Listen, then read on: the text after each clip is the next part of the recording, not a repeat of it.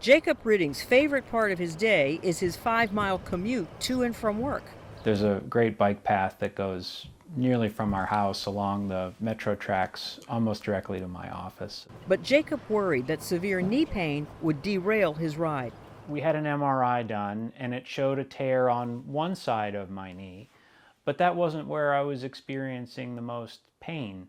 MedStar Washington's orthopedic surgeon, Evan Argentar, used Nano Arthroscopy to look inside Jacob's knee. In the office without anesthesia, with him awake, I put this little camera in his knee. A normal scope is the size of a pencil eraser.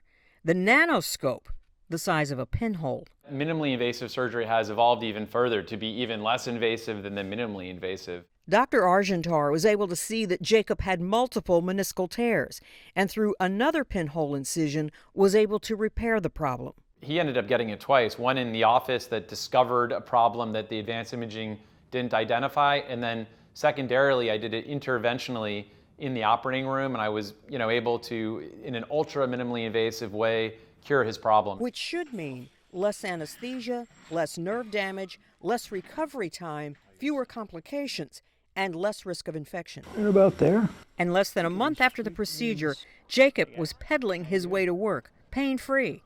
I'm Marty Salt reporting.